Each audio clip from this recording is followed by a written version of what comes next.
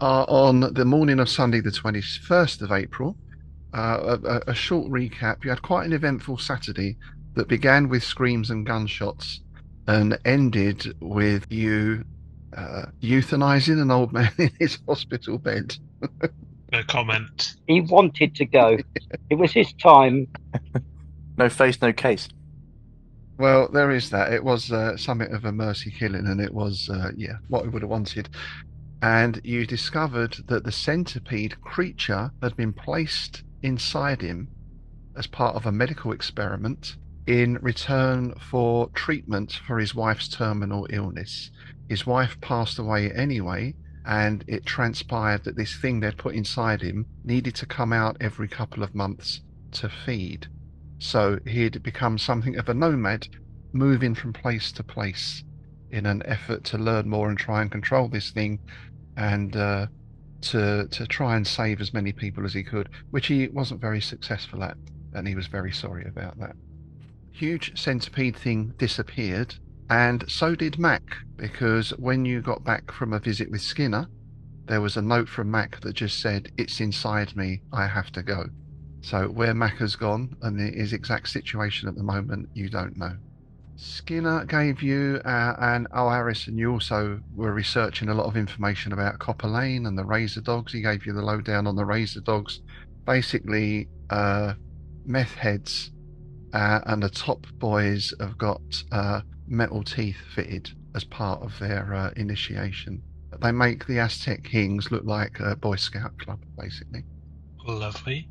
So you spent quite a lot of money as well yesterday, because you all got scanned at the local clinic, except for Ayden, who didn't have anything to do with this centipede thing.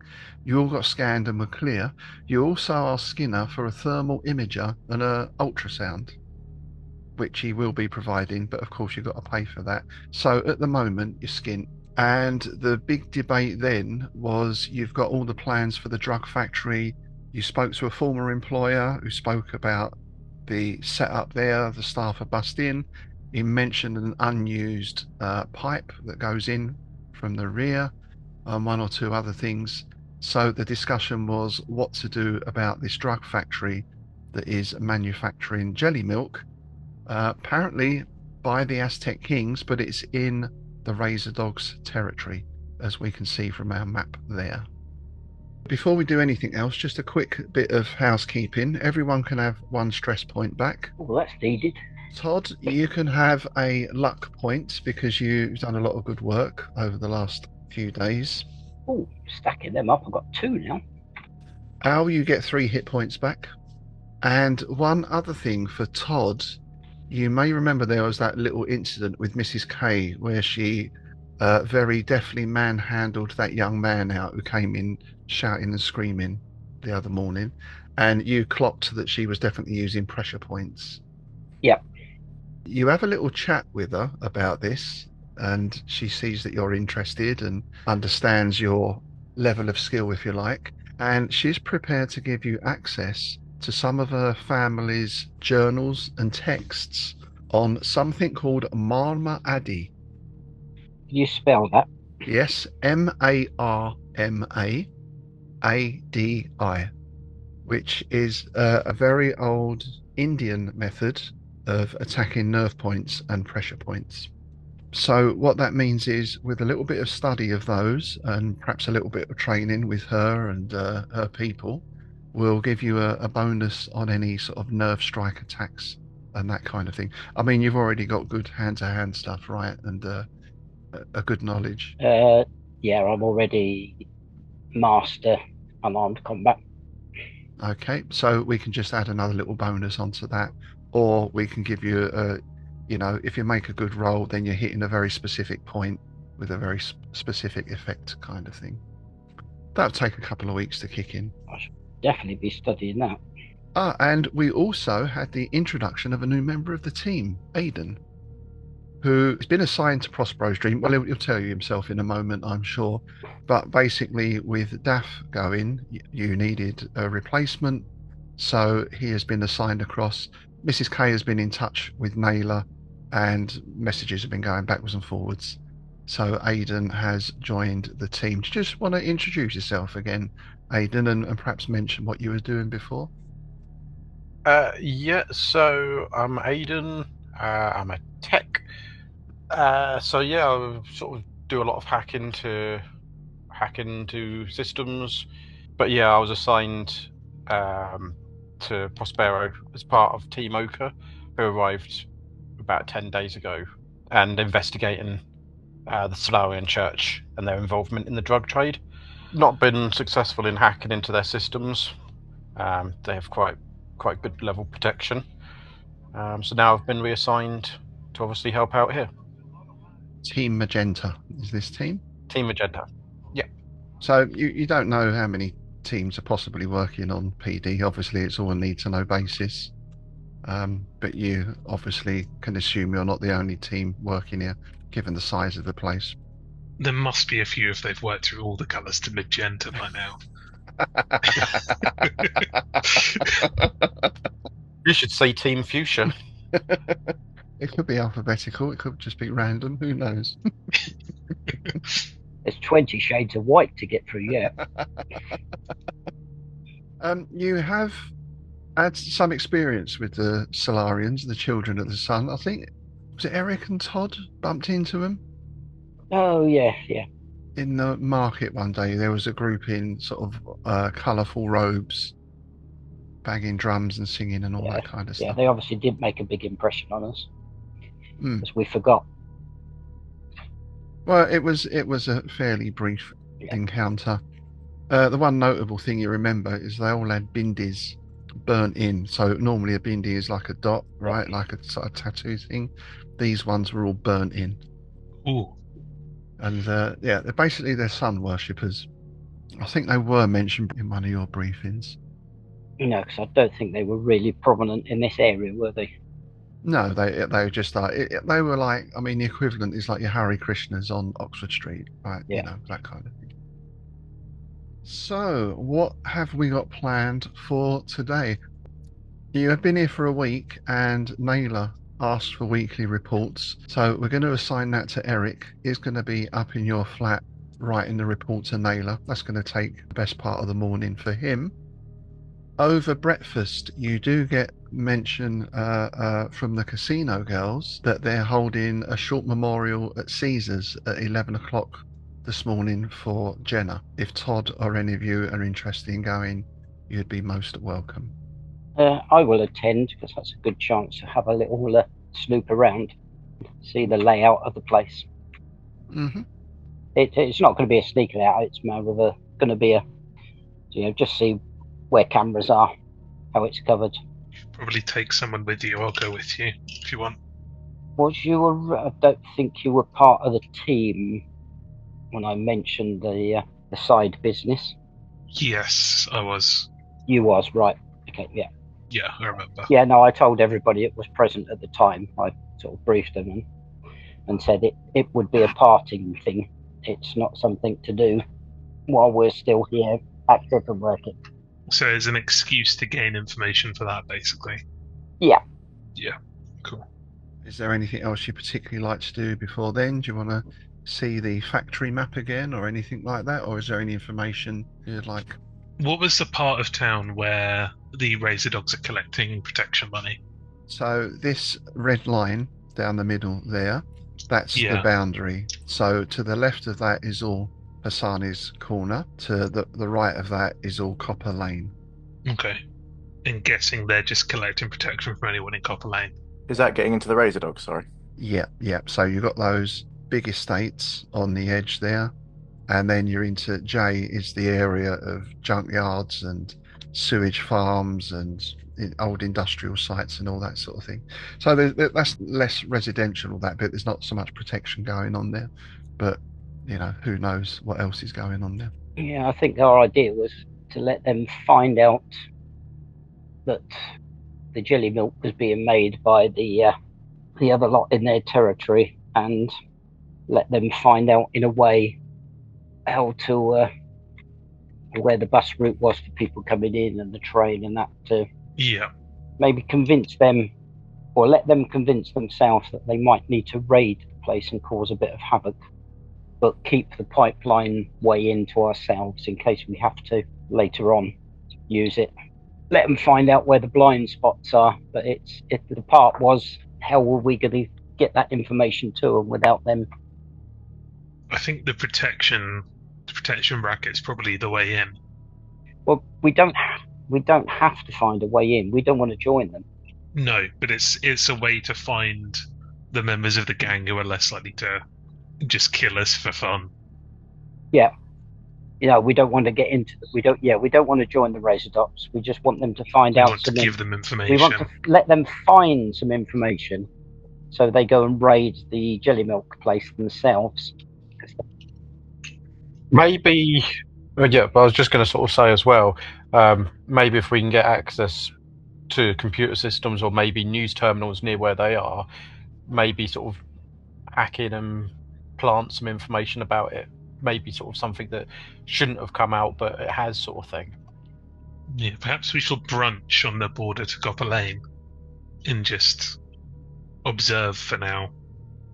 Yeah, also find out where they're collecting this, and maybe just leave a data stick in one of the pubs where they collect, where it'll easily get found. Or have it overheard in one of the pubs, and the guy will probably want to offer it up instead of money, perhaps. We want to keep us out of it, though. Yeah, if we can see who is collecting and how they go about that, I think that would be good. And then just leave something for them to find. Yeah. It'd be easy to leave the plans around. We could even write a little plan of attack of our own and let them have it. This would be the way to come in, attack via this weak spot here. Perhaps something in a very, very, very poor code. Yes, yeah. Oh, yeah, definitely. Coded. Yeah, I could probably whip something up. A data stick with that's coded, some with map embedded, but removing the pipeline from the map so they don't find it themselves. Yeah, that's for us. We know the weak spots in the fence. We know the shift change times. Just give them the outline of a rough plan and let them decide which way they're going to do it, and just let them cause havoc. We just don't tell them about the pipe. No, that's for us if we need it at a later time. Fair enough, they've had a bit of intelligence. Perhaps they found it if they find it themselves. Fair enough, but we don't tell them that. Fortunately, it doesn't sound like a bit of intelligence is their MO. No, that's why I think just leaving it off the map would probably be enough. But we can mark the weak spot in the fence of the perimeter, which was up that area by the pipe. Yes, it was that spot where you've got that break at the top there next to the perimeter. Yeah, that's it. Yeah, that break and the perimeter right on the top. Yeah, just rough ideas, but don't make a plan for them. Let them make that. The more of their resources they commit to it, the better. Yeah, if we hint at a two-pronged attack, would probably be the best, and just leave it at that. That will draw more resources. Okay, you're just getting ready to set out to Caesar's casino when a call comes in from Skinner. Couple of bits of news. One, he has accessed your thermal imager and your ultrasound. More interestingly, as you know, with the blockade going on at the moment, all the spaceport is basically shut down, which means there's no work, which means there's no money. Consequently, his establishment has been less than busy. So he's been, as he calls it, put in some of his staff, is sent them out to check out some of their contacts in Copper Lane. Obviously, they can travel to areas like that probably a lot easier than you can. In fact, as it turns out, one of them has a cousin in Copper Lane who is very keen to get away from the Razordogz.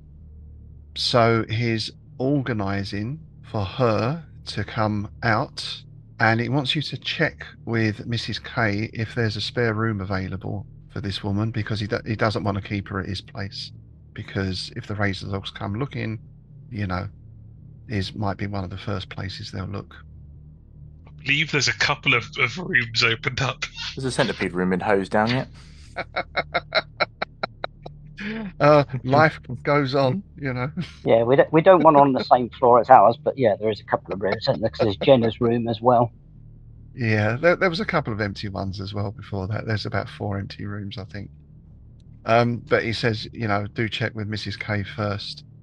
If you get the okay, Frost will bring her over either later tonight or first thing tomorrow morning, because obviously they're going to want to check her out first. Mhm. They don't want an undercover person coming in from the Razordogz kind of thing. So they'll need to check out her story and check the veracity of it by whichever means they do. And Frost will also bring the gear with him as well. Yeah.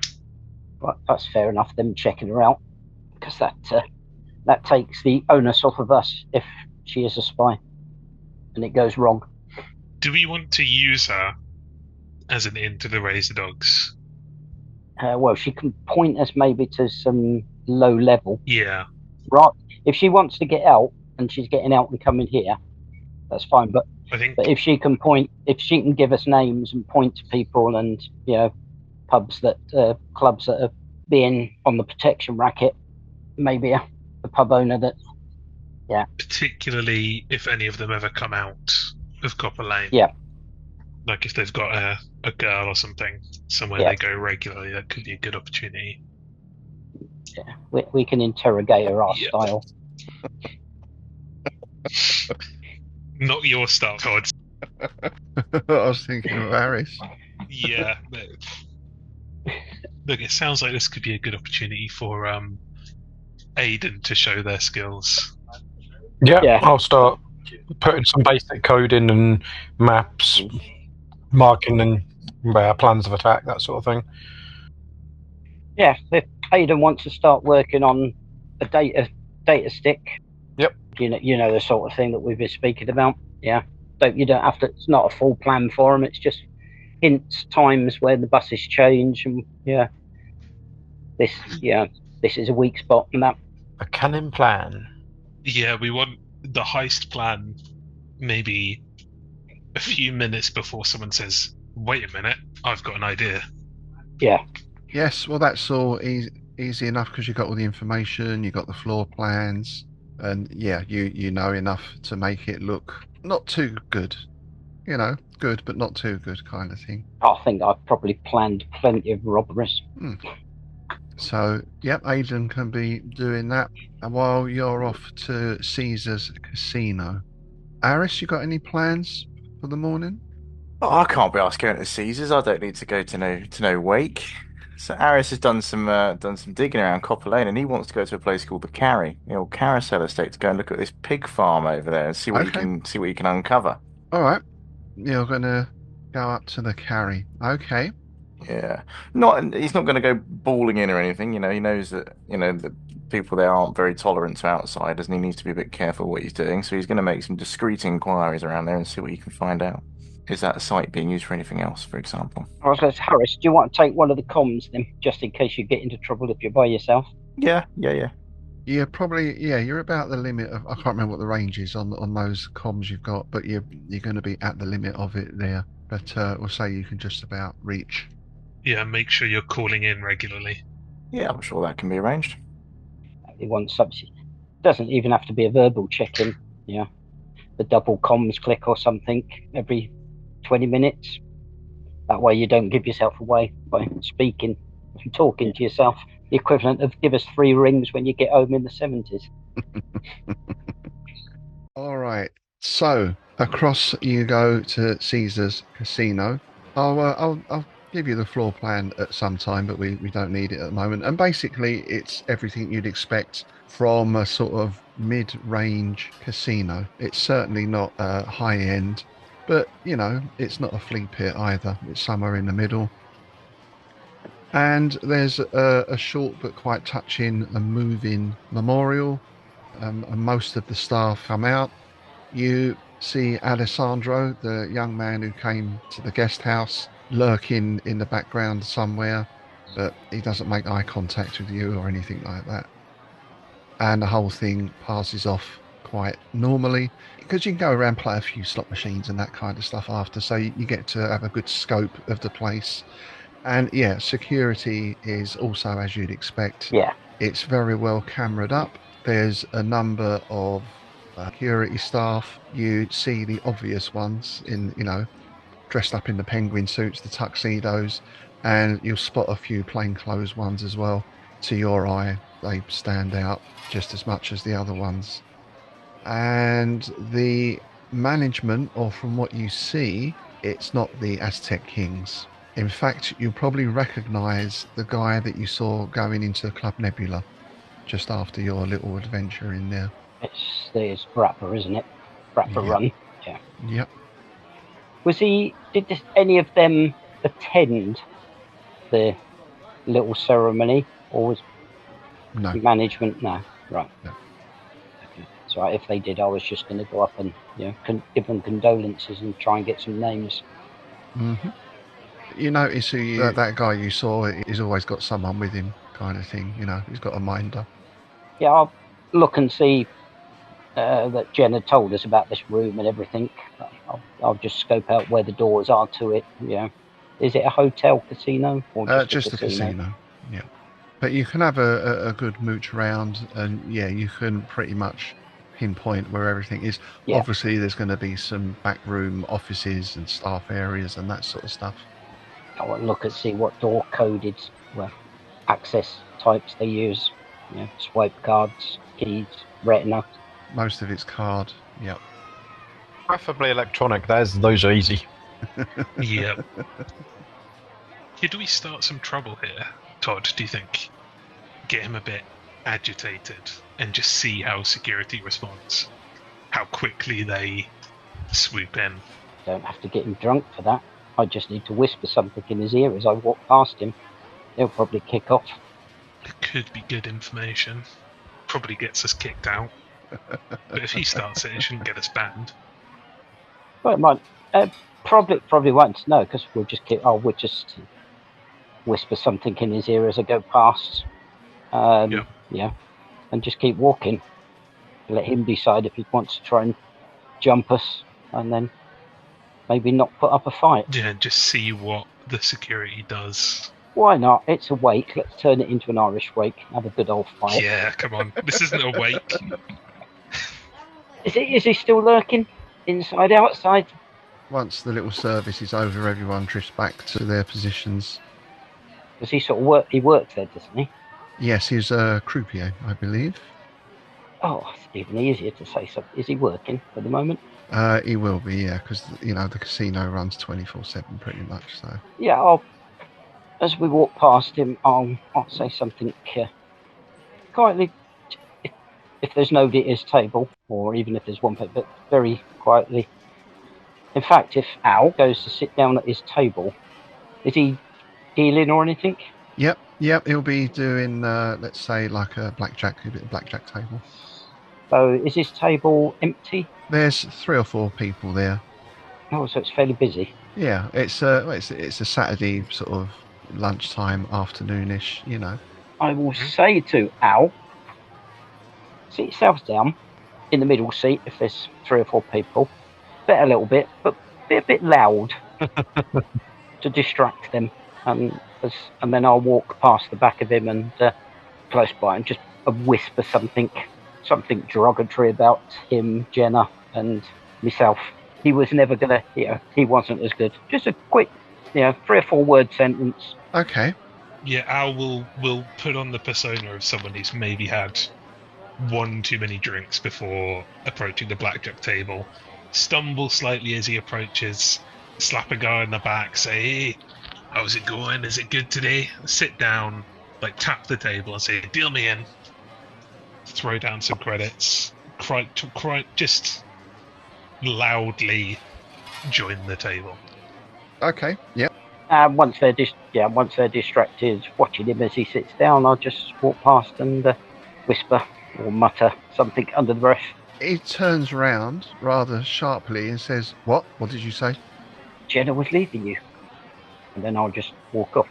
He's kind of torn between coming after you and leaving the table. He's looking towards you and he's looking back towards the table and he's... I'll walk slower. I'll stay with him. I'll try and stay within reach with a half back turned to him to give him the opportunity. He's weighing it up. Do you want to add anything else? She said you were quite a small man. He takes a swing.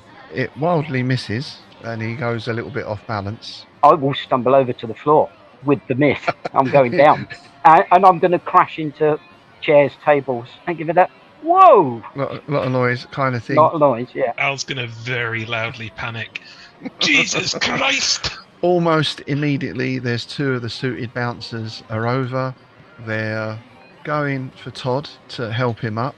One's stepping in front of Alessandro to sort of hold him back. And everyone else is going, what's going on? All the neighbouring tables, people are looking up, looking around. You can see a couple more of the bouncers looking over, and they're not rushing over, but they're ready to rush over. Hold out hand when he helps me up. When I get helped up, said the bouncer. It's fine. It's probably just emotional over Jenna, that's all. Okay, well, the bouncer will escort you over to the side of the room kind of thing to get you away from Alessandro, who's now back at the table, glaring at you with the other bouncer next to him. He's not made any more moves towards you. He's got a 6'6" gorilla next to him, you know. It's alright for the bouncers looking at me at the moment. One of them is sort of next to you. He's not particularly looking at you, but he's next to you. Because as he stares over, I'm just going to wink, give him a knowing wink. He takes half a step forward again. The big hand goes on his shoulder. And very shortly after that, a guy in a suit comes over. Not the guy, but a guy. Probably the floor manager or something like that. Al's gonna do his best impression of someone who's deeply traumatized by what's just happened when the floor manager comes over. Just like, I've never seen anything like it in any casino I've ever been in. Croupiers attacking patrons. Okay, well, Alessandro, the guy has a brief word with him, and Alessandro is led off by the bouncer. The floor manager profusely apologises to the punters sat at the table, snaps his fingers to one of the waiters or waitresses, free round of drinks for everyone at the table, snaps his fingers again to bring another croupier over to resume the gambling. There we go, he's got what he wanted. He'll play a couple of hands just to make it obvious that he wasn't there purely to stir shit up. Okay. I'll just say to the bouncer that's right. Emotions over the funeral. I'll leave. That will calm things down. Not a problem. He just shrugs. I don't think he really cares one way or the other. I was hoping the guy in the suit was going to come out and compass some drinks or something. Al got a free drink out of it as a result. I got a drink, yeah. Leave and wait outside for Al. Okay, no, he comes out 15-20 minutes later. So I'll get you a plan of the casino and all the relevant bits and pieces. So you've had a pretty good chance to scope it out. The obvious stuff, some less obvious stuff. Of course, there'll more than likely be some very hidden stuff as well. But you know, at least you can find your way around inside there. I was hoping that as well will also show us some more of the undercover security there, because they've probably tensed up a bit. I myself will make notes on the way back. Well, maybe we could go back via some of that dim sum. Ooh, yes, definitely. Oh, yes. I was going to mention Xiao Long Bao. Yes, I think that would be very much uppermost in your thoughts.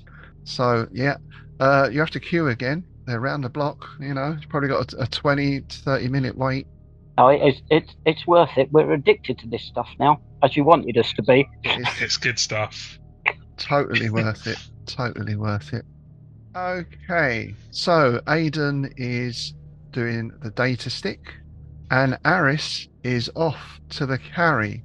Or do you want to take one of the little cabs up there, or grab the tram or something like that? Yeah, we're trying to stay inconspicuous, so we'll take the tram, look a bit, you know, general public stuff, maybe even a worker. The tram stop is right on the very edge of the estate, you notice, and you're the only one on it. If that's foiled my plan. That's right. Well, I'll quickly look for a way to sort of blend into the area. I'll sort of keep to the shadows and move between the buildings, heading towards the Carrie. I'm going to be looking for a sort of vantage point to sort of look into because it's a large pig farm basically, and I want to have a look round it and see what's going on there and if there's anything I can do to work out if it's linked to the Razordogz and what they're trying to do there. Okay, so try and picture a very rundown estate. Then imagine it's been hit by a bomb or two. Excellent. Lots of rubble to hide in then. It was playing into my favour. Well, it's not really rubble so much. It's just that the place is totally run down. No, I've got very bit derelict.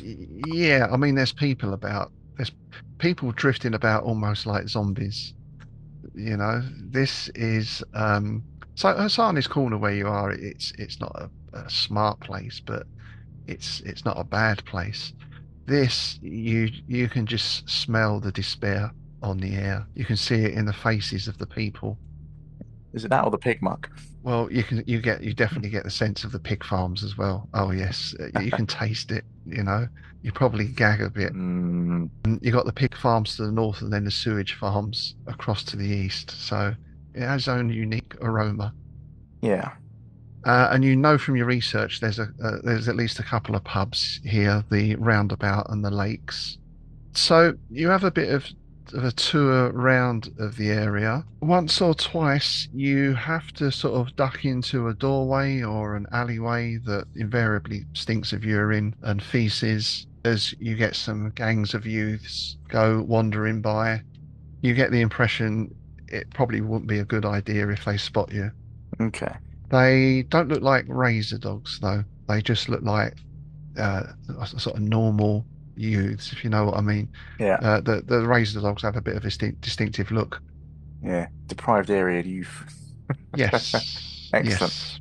Yes. As I'm getting closer to the carry, is it quite a big pig farm? Is it easy to spot? Is there anything nearby that could give me a vantage point looking in, so I could almost do a bit of surveillance for a little while, see what's going on? It's a series of pig farms. This is pig farming on an industrial scale. Okay, so it's all quite low level then. As I go in towards it, there's not really anything to give me any kind of position.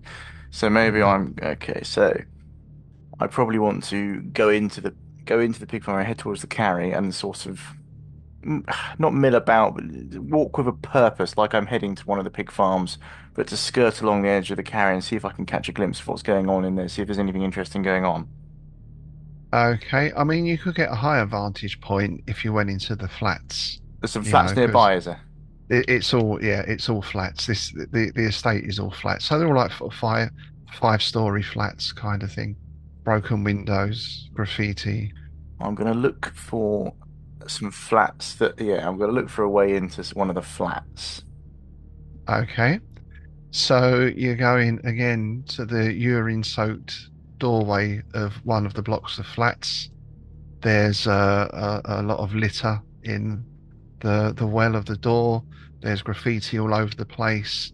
The window on the door has been smashed in, so you can get in easily enough. And you've got a lift to one side and some concrete stairs going up. I want to see if the lift will take me to the top floor, and then is there an additional staircase going on to the roof, if possible? The lift doesn't work. Quality. Well, we're taking the stairs then. Okay.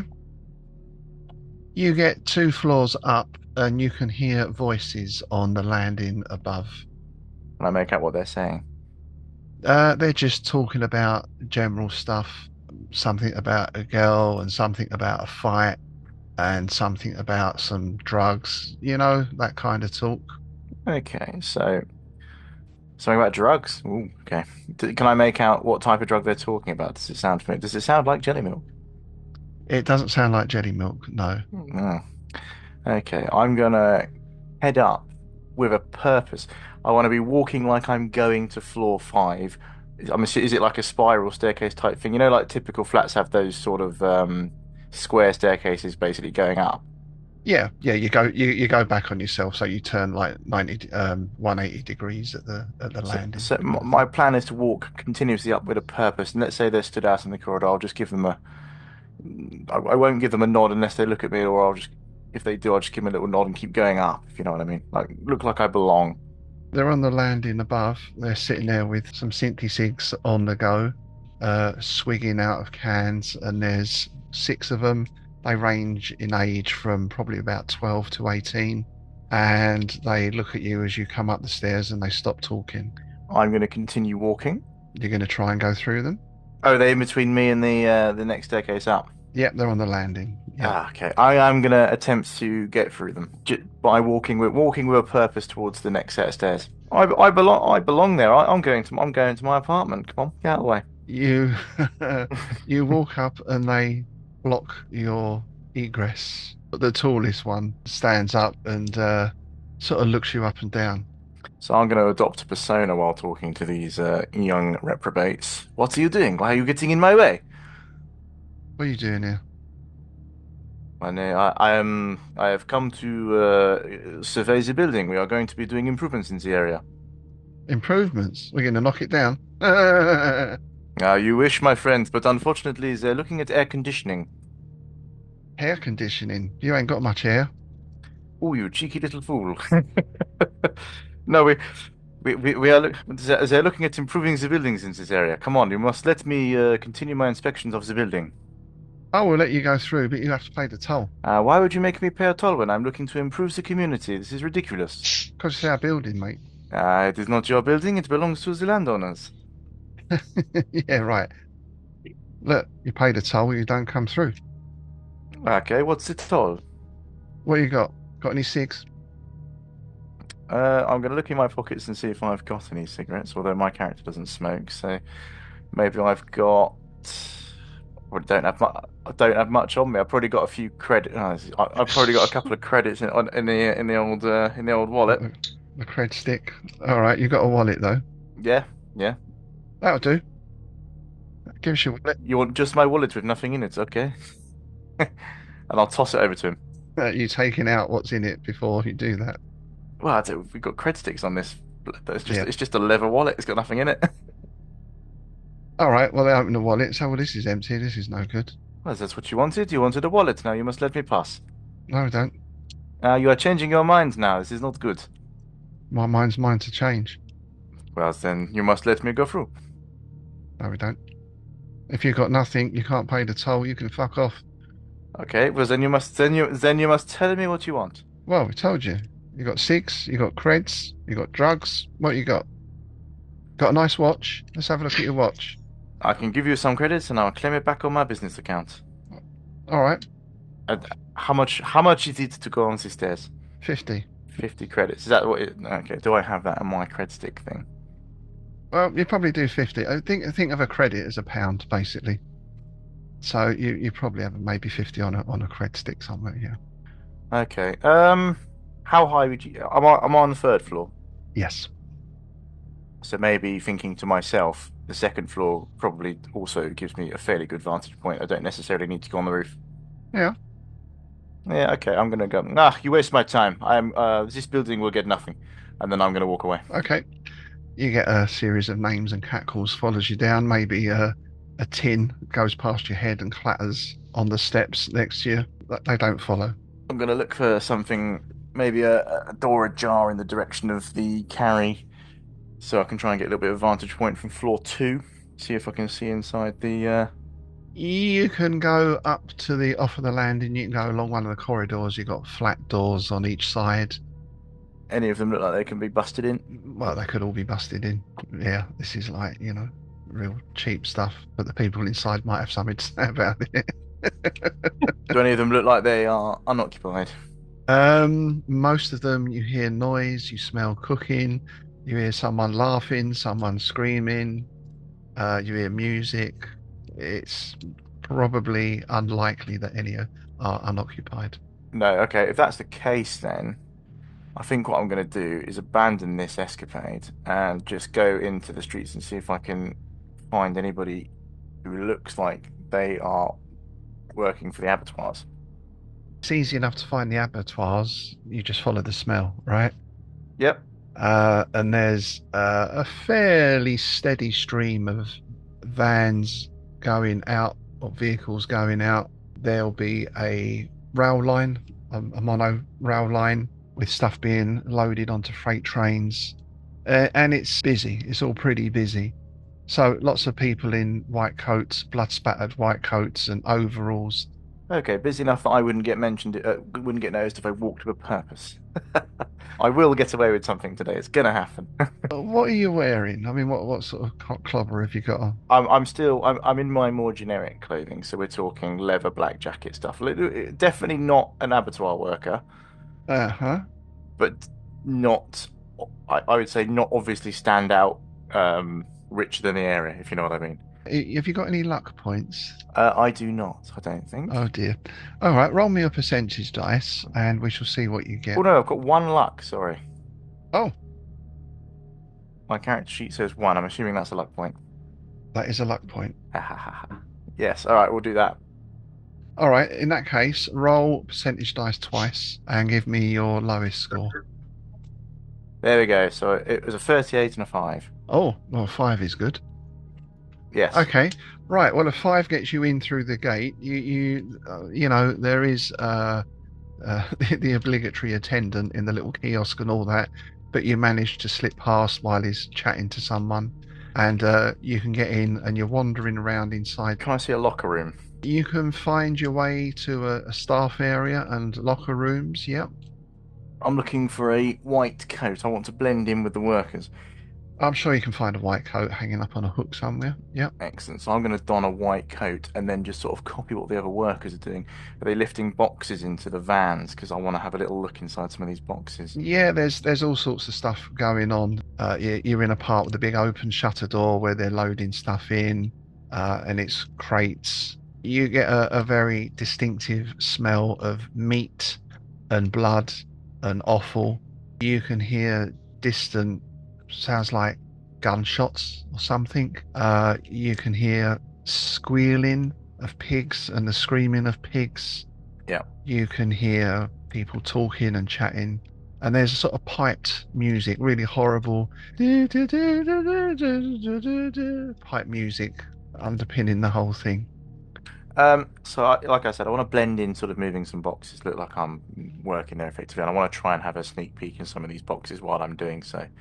Okay, well, they're not difficult to open necessarily, and yeah, they're full of orc, basically.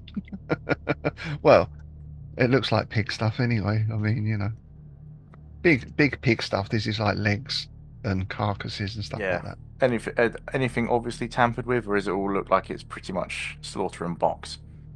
Slaughter and box from the looks of it. Yeah, so all seems pretty fresh. Excellent. In that case, I'm going to load the box I'm holding onto wherever it's going, just sort of follow the crowd, and then abandon that. And I'm going to have a little look further through the facility and see if I can find anything that looks suspicious, any kind of affiliation, any kind of out of place looking items. You can spend about sort of 20 minutes or so wandering around. You think any more than that, you're going to start pushing your luck, you know, and you are in an abattoir. Yeah. It all seems. I mean, I don't know how many abattoirs Arys has been to in his lifetime. First one, I should imagine. Yeah, it all looks like you'd expect an abattoir to look. You would say that hygiene standards are not the best. You know, there's stuff on the floor gets picked up, and at some point you're going to come across maggot-ridden meat and offal and all that kind of thing. Oh, lovely. It's deeply unpleasant, but there's nothing that you would not expect to see. Okay, so pretty much a dead end for me there then. Okay. In that case, I'm going to come away from the abattoirs and come away from the carry. I will probably look to walk back to Hassani's market, and I think I'll skirt past the lakes on the way, one of the pubs to the lakes, and see if I notice anything there. But I suspect I wouldn't engage in anything today because I think I'd probably stand out as fairly bloodied and covered in pig at the minute. Well, you probably smell right now, so there is that. Unless it's a workers' bar, in which case I might dip in. It's a big flat roof pub with some boarded up windows, someone laying unconscious outside, that kind of place. Does it look like it gets workers from the abattoirs? You're probably a little bit far from the abattoir on this one. This is in the middle of all the flats. In that case, I shall return back to Hassani's market, having failed to find any intelligence around the Razordogz, ditching the white coat along the way. Yes, yes, yeah, and you probably need a shower when you get back, I should think. For sure. Okay, good, good. So you probably get back about the same time as Todd and Al. Ayden has finished his data stick. That's ready to go. Eric is still finalizing the report, so he's still busy with that. So that takes us into Sunday afternoon. Oh, and you have a word with Mrs. K, by the way, about this potential new lodger, and when she hears the background, she's totally okay with that. Especially, she says, if it keeps her out of Skinner's clutches. When was she due to arrive? When were they going to be checked her out by? Either be tonight or maybe first thing tomorrow morning, because they've got to get her across and all the rest of it, you know. She can't just walk out of Copper Lane. How are they planning to get her out? Skinner didn't say. Of course he didn't. Leave it to them. Yeah, it does sound like they need a distraction. You just want to blow something up, don't you? A distraction. But blowing things up in space stations is not necessarily a good thing. It's all about how you blow them up. It did have access to that, you know, the shaped charge stuff, so, you know. Yes, it's woke nonsense. You can blow stuff up in space stations, it'll be fine. Blow up the things in the middle. What could possibly go wrong? Okay, so let's say Sunday afternoon you're going to have some downtime because you've been here for a week and it's been pretty intense. Oh, I'll do that. I'll see if Mrs.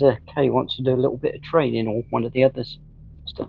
Yeah, Jazz or they've got a little sort of gym thing downstairs in their area, so you can start working through some stuff with him, and she'll come in at some point and, you know, paralyze you with a touch to the neck and all that fun And stuff. correct what he's been doing. Yeah, that's it. It gets to late Sunday evening, unless there's anything else anyone wants to go and do. Eric has sent off the report, and you're enjoying another delicious takeaway. Nothing as good as Xiaolongbao, of course, which Todd and Al don't stop raving about, by the way. You're going to have to go and try this place at some time. Yeah, we're going to have to take them there because they don't do takeaway. They don't. Well, they don't. They don't deliver. Team outing. Yeah, like a team outing. They do chicken and fish, yeah. Just don't deliver. Which is good because we don't like liver. Very good, very good. And about 11 o'clock on Sunday evening, Frost turns up at the front door. Mrs. K calls you to say Frost is at the front door. So what they'll do, because they don't want anyone to see this woman, is they'll bring her straight up to you, first of all, with Frost, and then Mrs. K will take her to her room. And, you know, she'll be staying in her room for a little while until they've got everything sorted out. You are introduced to Danya, who's probably in her 30s, and she has a number of marks on her face, a bit of a black eye, cuts, bruises, that kind of thing. She's quite aggressive, but Arys especially will soon figure out that's a defense mechanism. And underneath that, she's actually terrified. Frost introduces you and says, explains again, she's the cousin of one of the girls at the Narrow Valley. And yeah, basically, she wants to get out from the Razordogz. She'll explain as you start to chat to her. And is Arys going to try some of his psychology?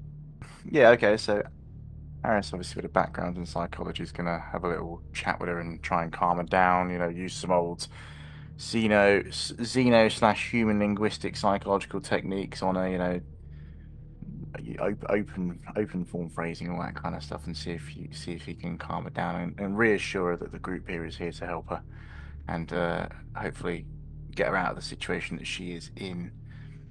Okay, yeah. I mean, you know, you give her a little bit of a space, and she starts to relax. And her story is basically she grew up in Copper Lane, so of course you either fall in with the Razordogz or, you know, well, there's no real option. And she was a girlfriend is probably not the word, but she was with Laz, the chap on the bottom left there, who is one of the alpha dogs. So one of the higher ups. The middle tier, is he? Well, Chucky's the top leader, but he's the alphas are the top tier. Basically, you had the boys, the biters, and the alphas. So he's an alpha. Yes. Boys are the lowest, aren't they? Yeah, they're like the probationers kind of thing. When you become a biter, that's when you get your teeth fitted and you wear the dog collar. I'm assuming she's not got metal teeth. She's not that high up in there. She's a lady. Razordogz is boys only. Okay. Oh, one other thing Frost wants to mention just before he goes, because he can't resist getting a dig in, being who he is. Something a little bit concerning. At Maury's the other night, you were talking to, is it Dolores? Maury's daughter, and she was asking about Daff, and someone said to her, "Oh, he's been given a cushy assignment." What the fuck's that all about? Well, Arys just can shrug his shoulders. Who knows, mate? Was it one of us? Well, she was talking to you lot. Luckily, she mentioned that to her dad and no one else. But you see what I'm saying? I know exactly what you're saying. Mm. It's not a mistake that I would make. Actually, off the record, it was Eric, but you know.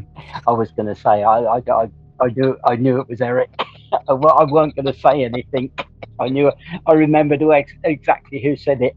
So Eric will look suitably abashed and just, you know. And Frost, as you learnt from Mac, is ex-military intelligence, who are universally despised, and he was known as being a particularly enthusiastic member of military intelligence. So any opportunity he can take to rub your noses in it, he will, and he does now. For fuck's sake, sharpen up, you bunch of amateurs. And with that, he's gone. I think my attention's going to turn back to our new guest. Did we catch her name? Sorry. Danya. Yeah. I'm going to ask Danya, why now? Opportunity. And I've just had enough. I had enough getting knocked around and all the rest of it. Okay. She's got, like, you know, cigarette burn marks on her arm and all this kind of thing. It's pretty grim. Yeah. What can she tell us about? Was it Laz or Zal? Well, is one of Chuck's lieutenants. Is one of the alphas. They basically have run of Copper Lane. They do what they like to whoever they like. You know, no one's could stand up against them. I should call on Todd's social skills here and say with it. Let us settle in for a couple of days, or at least until tomorrow. She's only just arrived. Let the girl get some rest. Let's not bombard her with questions just yet. Okay. I'm trying to help her at ease as well. Mrs. Core and Sain are up at this time, so they'll take her down to her room. They'll explain they've got some clothes for her. You know, she can just stay here. She doesn't have to come down to the dining room. They'll bring meals up to her and all that kind of stuff. Give her some time to settle in before she decides what she wants to do from here. So perhaps she'll join us for lunch or evening meal tomorrow night. Yeah, okay. Yep, she'll do that. You get the impression she's very grateful to be out as well. You know, she's terrified, but at the same time, this is her chance to get out. Where she goes from here, who knows? But at least she's taken the first step, which is getting out. And if and when Laz and Co find out, they will be looking for her, because you know it's a sort of threat to their authority. We'll keep an eye out. Keep an eye out for her. Once we're all back, just us, I'm going to take the piss out of Eric for dropping us in it with Frost. Okay, yeah. I'm going to rub my fingers at him going, who's a naughty boy? Who's a naughty boy? You're in trouble. Schoolboy error.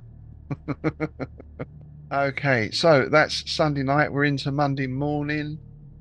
Any particular plans for Monday, or do you want to wait until you've spoken more to Danya? No, I think it's probably waiting to speak more, but we might want to talk amongst ourselves first before, what we're going to push her for and how far.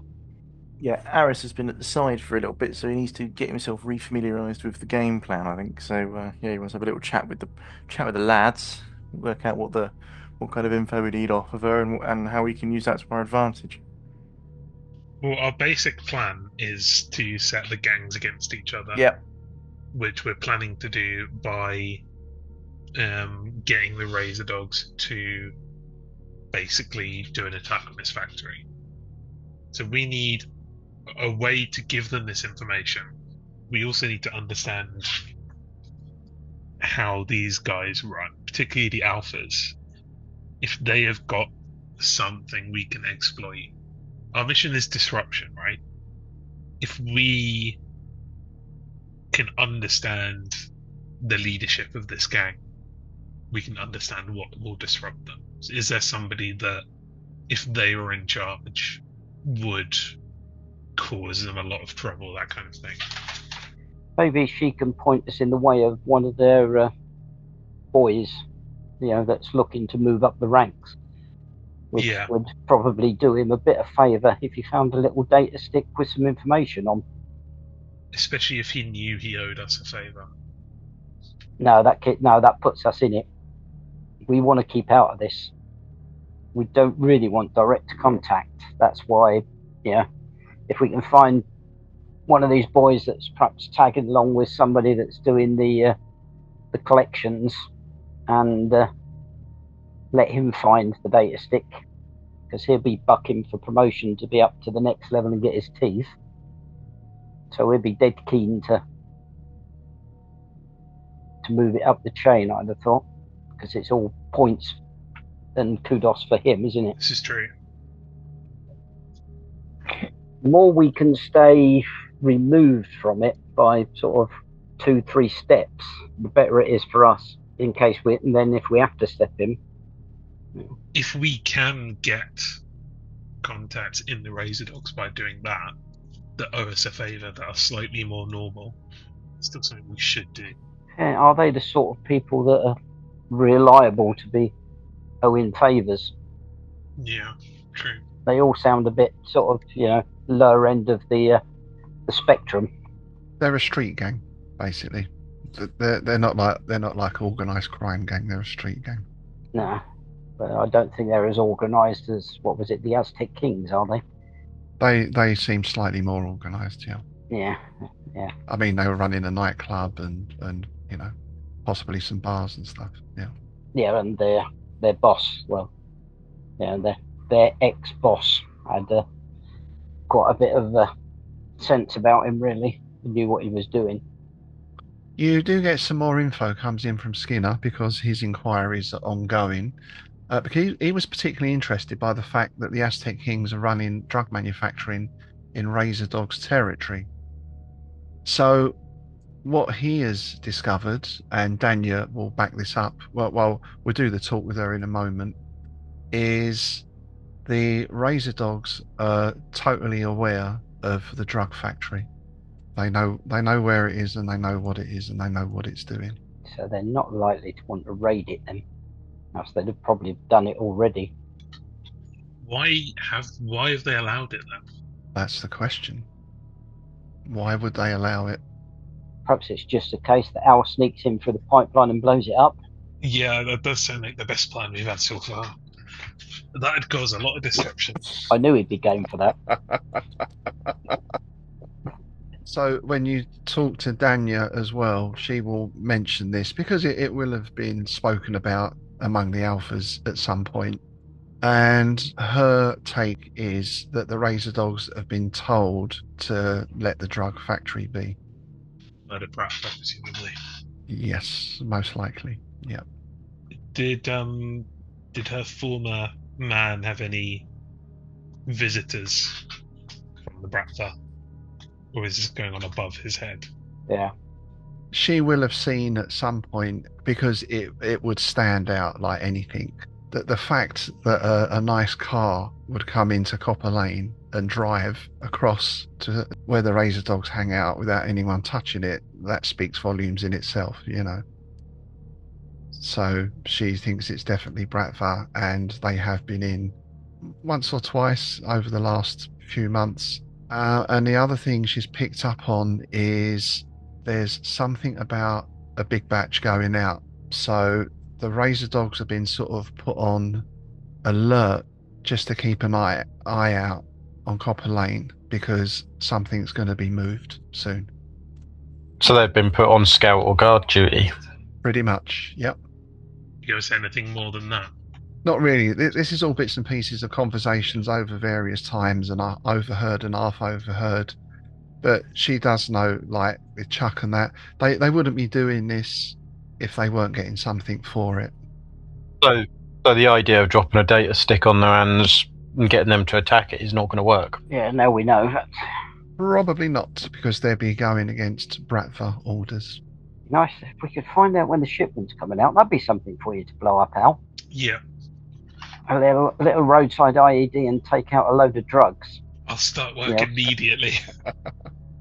Could we also use that as a cover to get inside? If we split sort of up into two teams, one blows up the shipment, the other one sneaks in? Because while they're all going to be focusing on the shipment, and it gives us the ability to sneak into the place quietly. Sorry, how does Al blow up a convoy and a building at the same time? He'll have to come into the building to blow it up. Not necessarily. I mean, depending on the machinery used to manufacture the jelly milk, we might be able to rig something to overpressurize or something. Arys' ears perk up at that. He likes the idea of breaking in. He thinks that's a good plan. Well, I don't think you want to be near your bomb anyway. I think if we're blowing up the convoy, we're doing it remotely. You may remember there's it's a rail line, it's a monorail line into the factory. Yeah, that makes it easier. I think we monitor it to see if that rail gets traffic. Yeah.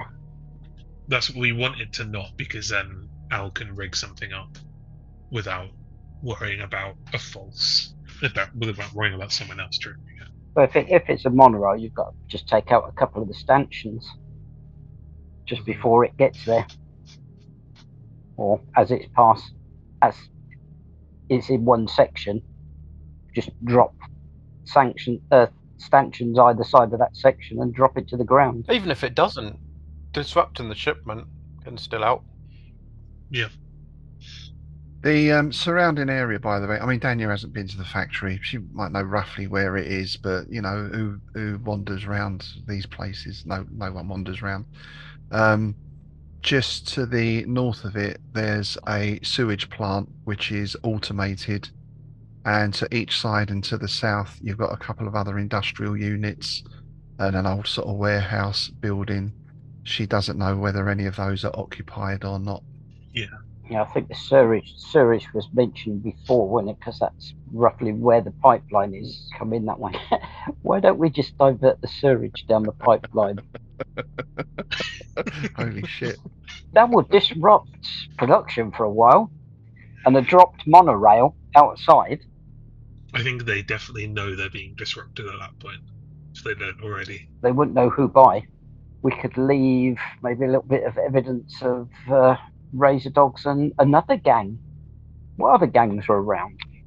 None here. It's the Razordogz and the Aztec Kings. Then you got the Hyundai over in the next bit along, but they don't drift over this far. Not yet. They haven't drifted over yet, have they? Not yet. Well, maybe they changed their mind. Not yet. The Aztec Kings are out of it. Well, there is that. Yeah. Hobbs is still on the rampage, by the way. Those things have quietened down a bit because Eric was posting stuff out on all the social media. There have been some flashpoints and some violent incidents along the border, so to speak. But maybe the Bratva have been in and calmed things down by now. Our brief here is really just to disrupt and dismantle the drugs trade as much as we can, but mainly disruption, isn't it? And if we can all get them in fighting, so if we can bring another gang into it. Yeah, I definitely think that's worth looking into. Because that may be then the Bratva may think that that's a threat to them. Another gang from quite a bit away, trying to take over. You know, are they responsible for Aztec Kings and the Razordogz and this? Are they making a move against the Bratva? Well, you do have the Stratemeyer Corporation behind things at the moment as well. Remember, they're responsible for kidnapping some of the dock workers and freighters and that kind of stuff. That's what's led to the blockade. Make it look corporate. Yeah, so we can. Yeah, let's drop it on them as well. That's gonna disrupt, all right. Oh, that's falls probably more into the we can drop a few encrypted emails into somebody's box at the company, make it look as if they've been planning things. A little bit of reverse corporate espionage. Yeah, the odd sort of email that's maybe just got lost or encrypted and ended up in the wrong office. Stratemeyer doesn't have a corporate presence as such on the Dream. I mean, at least not an open one. They may well have companies here or offices here or something, but they're not, they're not Stratemeyer companies. Well, a little bit of digging and leave the paper trail so people find out that it traces back. Who's to say that they haven't got a little covert group that, that's a lot like us and probably could be us? Dressed in Hawaiian shirts. That have been doing all this. Team Lavender. There's nothing to say that we can't drop evidence around that we're working for. Yeah. I could easily adjust the data stick that we've got and maybe leave that somewhere as well. Maybe not have the exact plan, but if we make it look preemptive, that someone who's scouting has left it behind. Yeah, but if you can add a Stratemeyer Corporation fingerprint to it somewhere, well, yeah, just a little fingerprint that when people start looking into it. Eric had done some research on Stratemeyer. He kind of gave you a bit of it, but he never gave you the full thing. So I'll just read this out. This was Eric's preliminary findings on the Stratemeyer Corporation. They've got a nice little logo, Your Health in Our Hands. Activities, pharmaceuticals, biochemical research, and cyber mods. The CEO is one Arian Webster. Their HQ is on Slifer 5 with offices on Earth and various other planets. They've been involved in the development of numerous drugs, the most notorious of which is Calcifex. This is an industrial chemical used in a civil military capacity. It causes rapid hardening of tendons and joint cartilage, leading to paralysis. Inability to expand the chest causes death by asphyxiation within 10 minutes. It came to light in the Slifer 5 incident, a mining riot that was suppressed with extreme prejudice. Stratemeyer escaped any prosecution as the chemical had been solicited by the government for use against their own people. This is one of the things that kicked off the big rebellion that's going on. Although Stratemeyer spends considerable resources maintaining their image as a champion of public health, a significant portion of their income comes from military contracts. In fact, Eric did some work for one of their front companies, Health Tech. Customers can visit Stratemeyer branded clinics to get access to their consumer product line. Only those with the right connections to get access to specialized drugs, bionic augmentations, or bio and chemical weapons. Stratemeyer has no official presence on Prospero's Dream, but is no doubt acting through several agents, proxies, and shell companies.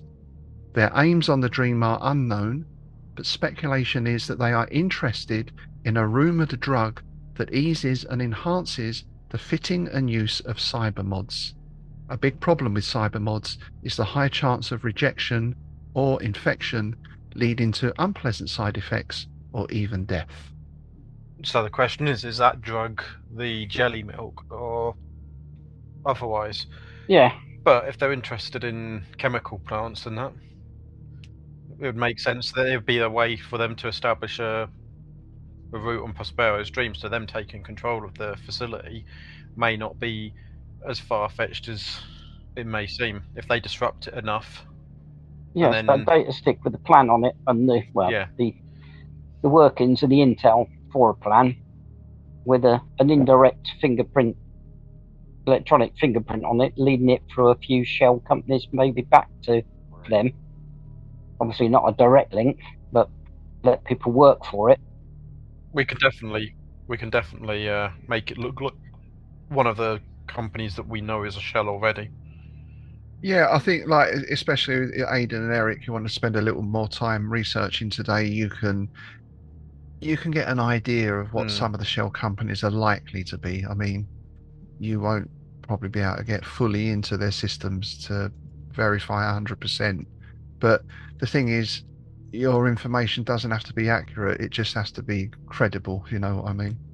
It just has to, whoever starts with that data streak finds it, leads it back to one of their shell companies or another one, and then we can have it as one of the shell companies. But if we know a name of someone that actually works for the company, maybe have that name referenced somehow. Yeah, the more credible you can look at it. Be careful using names though, because if they were doing it covertly, and they go and question somebody, yeah, but we can sort of try and make it look like you can link it to departments, yeah, like R&D and things like that. Yeah, you will discover in the course of this investigation that one of their shell companies is called Tarrant. I know that name. Yeah. Was that the I want to say fog company? Yeah, it is. Yeah, the green lizard. The one that had connections to the red centipede. It's a yellow lizard, wasn't it? This lizard keeps changing colour. Lizard, that was it. Yellow. It's a chameleon. It's not a lizard. It's a chameleon. It's greeny yellow, depending on what angle you look at it. It's a gecko. The colour of a gecko is in the eye of the beholder. Or, that common saying. Don't mention beholders in RPGs. That's bad luck. That's like saying Macbeth. One might appear. Yeah, so we know they're dabbling with stuff anyway. They're definitely here. But that's I think we just get in initially. We need to understand what jelly milk is before we go around blowing it up. Because if our design's a bomb, and then it turns out that there's something in this folder that makes it go off, we need the recipe. Yeah, it's foolish to blow something up when you don't know how much it's going to go up. Even if not the main stuff, a component part, maybe. Yeah. Well, are we back on the blowing up, or do we need to blow up now if we're going to sow seeds of dissent and corporate espionage? Well, I'd say Alf throws up his arms. Maybe and says, make up your mind. Maybe breaking in is still a thing. To break in to steal the recipe. Yeah. But but rather than Todd's style of breaking in, where I go in, I come out, and nobody knows I've been, we make it a little obvious and a little trail again leading back to another shell company, to the corporation. If you did want to go in, you may remember that Wahlberg, the former disgruntled employee who you spoke to, mentioned something about camera system and all that kind of stuff. Yeah. You know, in other words, they've got a internal, external surveillance system on the site. Well, that may sound odd, but a slight slip of a jumper over something and a little bit of a gecko or whatever showing underneath through it. Then I think the black jumpsuits and masks that we have will say Tarrant on the on the shoulder. Yeah, just enough that if they piece it together, they'd know. Yeah. Oh, hang on, he's wearing the. I still think we want to disrupt something going on at the place, just to cause a maximum effect type thing. Because if nothing happens, they might not review the security logs for a while. So you need to make it so there's a reason for them to go in and check the log and investigate it. We could still blow up the monorail you could out when they're sending the drug out. You still get to blow something up, and we could do it as two separate missions. I think we get what we need, and then we get spotted and shoot someone, or shoot at someone at least. Given that there's a camera system, and given that you've got two expert hackers, well, with Ayden especially, that would be something you would more than likely be able to hack into, but you'd have to be in the proximity of. So you could do it from inside the pipe before we come out. I think that's a good idea. How far away does Ayden need to get access to the cameras? Are we talking inside, direct wire? Depends on signal quality, but potentially do it that way. If not, just before we go into the pipe, there's a fairly blind spot to get to that pipe through the sewerage. If we can find the point that we would exit, signal should be better there. a couple of 100 yards, maybe a few 100 yards, something like that. You get a call from Skinner, or a message from Skinner coming through. His intel is still working because he's still got his people out looking, and he backs up that mention of something being shifted very soon. He thinks it's jelly milk. He doesn't really have much more detail than that. Skinner can get the Cytex over to you in the morning, and he'll get you some other bits and pieces. He can get you some breathing masks. You're going into a chem lab. He'd advise breathing masks. I'd go for derailing it. Yeah, derail, because I thought we wanted to get our hands on some of this stuff as well. We can use that then to get our hands on some stuff. Maybe you probably have every junkie for every sector running towards it, going free jelly milk all over the floor. When we do this, I'm assuming it's going to swarm like crazy. I mean, even the SFD might end up swarming. If we're blowing something up, we know the fire will respond quickly. Yeah, so we probably want to be. Well, it needs to be it needs to be kind of in no man's land. It's enough that the factory can respond. So, are you going to set up obs beforehand? And if so, where and what are you going to do? Well, it needs to be somewhere that we can observe it. So, what have we got along the monorail line? Automated sewage plant just to the top there. There's a number of factories and industrial units, so the branch stops off at various industrial units and places. How much of this is used or busy or whatever, you don't really know. The monorail does branch in places, so you're kind of a block away from here, and you know there's a couple of options of where the train could go. I mean, it's going to end up, you presume, on the main line towards the space dock at some point. Well, there's your place to take it out then. The first junction. Take out the stanchion at the first junction. Yeah, I was just thinking that. How close is the first junction to the factory? About 3 blocks away. That's enough. Yeah, that's plenty. Let's do that. That's enough. If we could watch the monorail camera as well. In fact, you could, if we set up our own camera on that, you can detonate from the start of the tunnel by using the camera, and then we can go in. Sorry. Yeah, as soon as it's dropped. So we are going into the factory straight away. I thought we were doing this. Yeah, no, I think if we can monitor it, no, we might be better going in straight away thinking about it. But then there won't be anything there, right? Because they've just shipped it. No, but the chemicals will be that they mix. Okay. There's got to be something there. The formula's going to be there. Okay. Which is all we'd be taking a sample for, That's would be need, to reverse engineer. So if we can get in, that will pull people away then. Okay, fine. So this is now a plan to infiltrate rather than a plan to rob the convoy.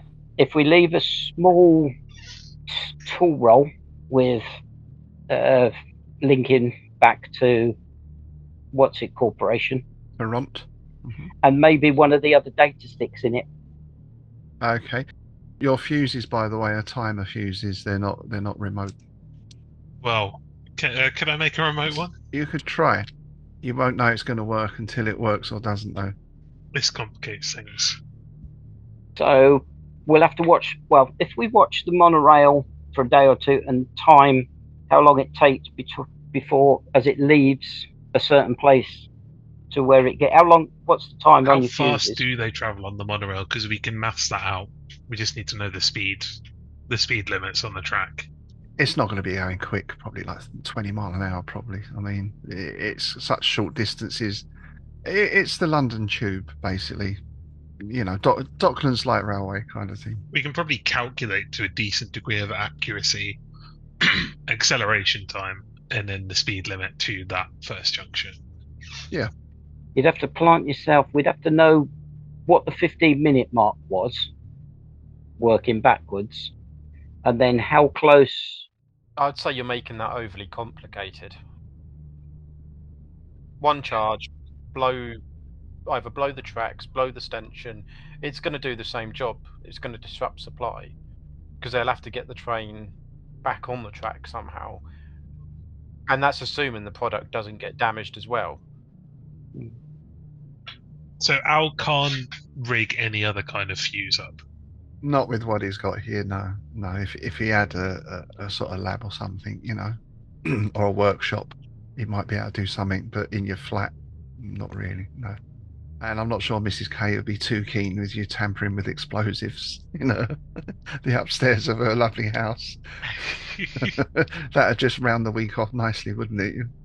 Blow the roof off. Al's a professional. If Ayden gets to the pipework, because you're going to need time to hack in anyway, aren't you? Yeah, I mean, it's going to take Ayden some amount of time to hack in. Although, you know, he's a good hacker, so it might not be that long.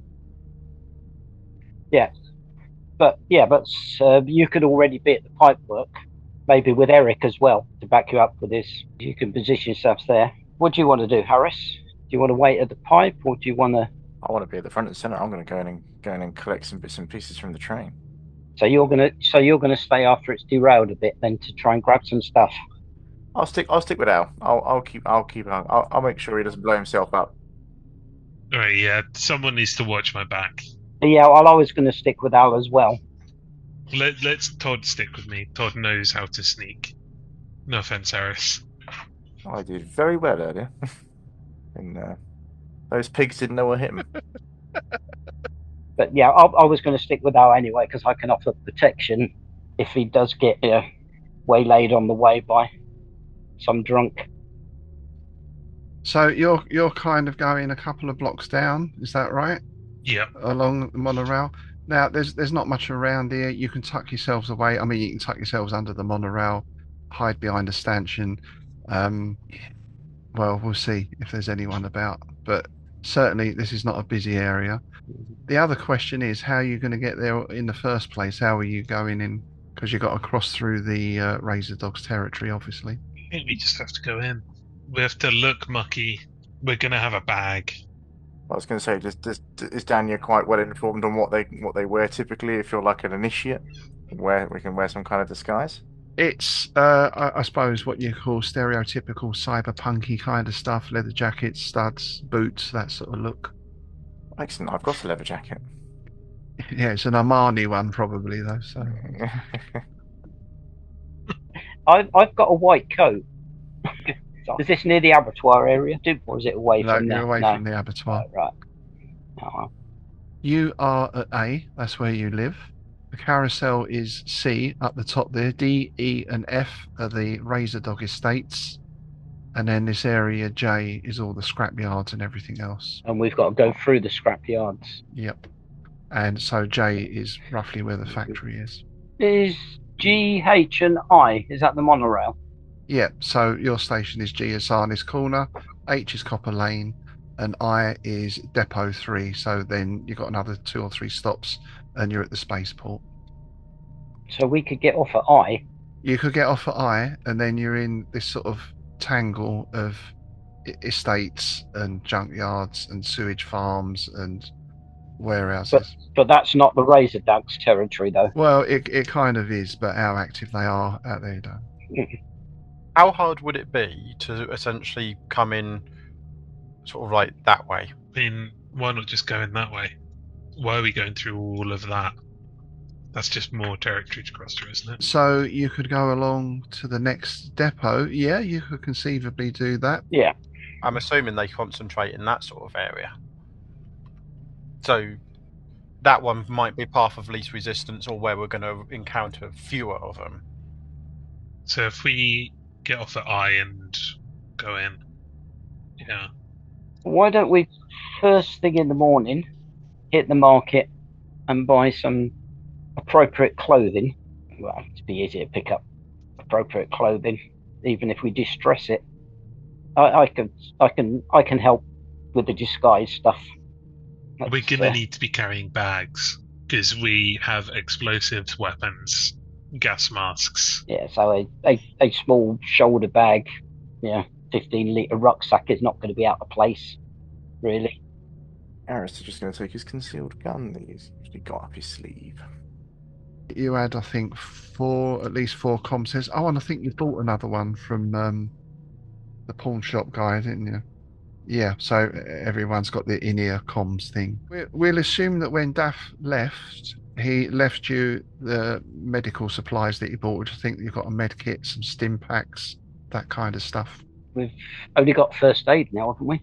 Oh, that's Harris. What's your medical skills like? It's just a military level first aid, so they've got some, but not loads. So we're just all on first aid, really, then, aren't we? Trained in biology, so I can point at where your organs are. Whether I can put them back together, You know where they should be. Where Do you know what? Your lungs should not be on the floor. You've got all the right organs, but not necessarily in the right order. Should not be hanging off of that stanchion. Was there enough stim packs that we can carry one each? Yeah, you can have one each. Yeah. And let other people know where your stim pack is, which pocket it's in. So you're kitted up, you're bagged up, you've got all your gear, you're ready to go. You're getting up to the rail and going 2 stations across, coming out at Depot 3, which is you call it a functional station because again, this is not a residential area. As you come out of Depot 3, you've got it's fairly smart and obviously used warehousing and all that kind of thing. As you head to the left and hit these narrow, slightly labyrinthine streets, as you go in, it gets more and more run down and more grim. This is, about 11 o'clock on a Tuesday morning? You're about halfway across when one of you catches some movement from up ahead. Now, so far, you've not really seen anything or anyone. You might see some people going in and out of some of the industrial units. You might see some people working inside places as you go past. But this is a bit of movement on the street up ahead. It's like someone has just ducked behind something. Let's check our backs. Check they're not flanking. Doesn't seem to be anyone behind you. How wide's the street? Street's about 20 foot wide. So sidewalk either side, road down the middle. There's no sidewalk. I'm going to go to the opposite side of the street that he ducked down. So I'm on the opposite side, and I'm just going to carry on walking as normal, but I will rest one hand on a baton, ready to pull it. Okay, what's everyone else doing? I think let's continue, but ready to draw and fight if need be. It's just one guy, and I think as soon as we rack a shotgun, he's going to think twice. Oh, I was going to, just continue. I'm not necessarily sure I'm too worried yet, because this is it's one guy. Todd, do you want to make a roll for me, please? Make a percentage roll. Oh, that's not a good one. 65. You get the first sight then of, as you edge along that side, you see one figure kneeling and another one standing behind him. They both appear to have pistols pointing not directly at you, but in the general direction. I shall do a signal to the others sort of behind my back of 2 and a gun shape. Okay. Universal symbol for gun. Yep. Yeah. I'll remind him we're on comms. Are we? Is there enough room at the side of the streets? Is there anything at the side of the streets we can hide behind? Is there any way we can sort of take? There's bins, there's trash, there's as it is, you see there. It's yeah. Okay, Arys is just gonna head over to some bins and just sort of seek some cover, waiting for Todd to give some kind of additional signal. Are they coming? Or what's going on? Do you know what I mean? It's only 2 at the moment. We don't know what's going on. Yeah, let's slow up a bit. Okay. Ayden? I'm going to move up sort of behind the rest of them, but slowly. I'm not really a combat person, so I'll just be close enough to help, far enough away that I'm not putting myself in the line of fire, as it were. So, Todd, while you're looking at these two, a shot sounds from your left. That's not where they are. That's not where they are. No. I'll flatten myself against the wall and go low. It whistles over your head and ricochets off of a wall somewhere. Is there a doorway? A building close to? You can find cover. There's plenty of cover. If it's a doorway, I was going to hit for a doorway and go through the building and come out. You can try for that. Yeah, you don't know where the exit might be, but you want to. Yeah. You want to head in. I'll rattle the door. Well, it depends what type of building it is.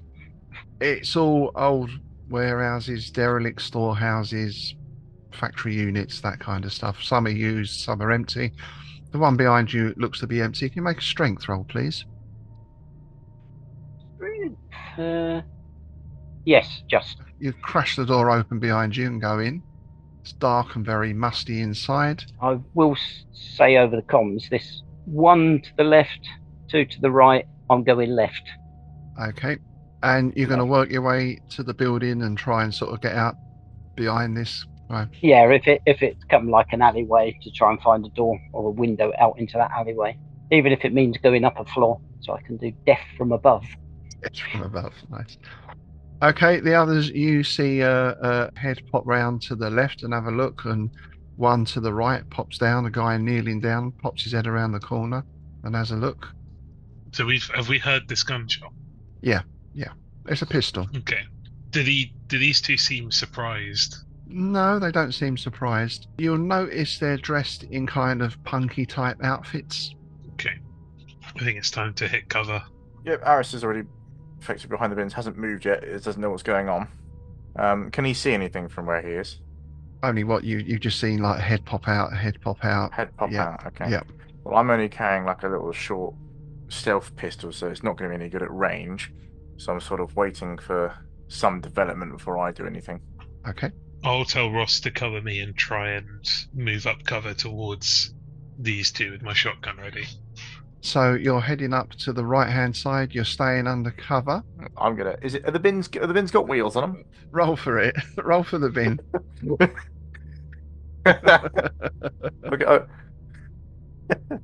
I'll roll you 1d100. If I get 100, it can have wheels and a shotgun attached. Yeah. Oh, 11! All right, your bin has got wheels. Right, I'm envisaging one of those, them bins they got out the back of restaurants, those big black things. The dumpster kind of thing. Yeah, I've got it. Yeah.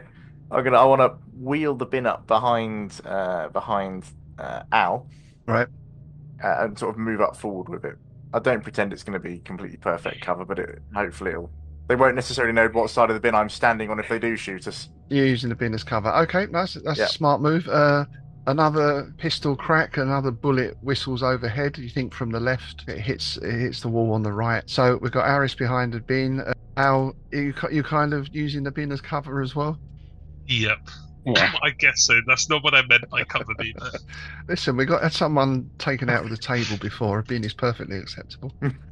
The glamour. We're advancing under cover of bins. Yes, don't want a green bin on a Wednesday. Yeah. It's full of stuff still, hopefully. All right, how fast are you moving with this bin? Are you going slowly or are you charging? I think slow, and I don't like to use the words tactical movement, but you know what I mean, like A tacti bin. yeah, that's right. I knew ridicule would come if I said something like that. So yeah, It's in camo colours. This bin, it's a special.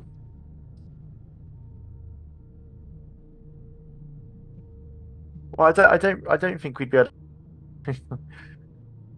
Yeah. Yeah, that's right.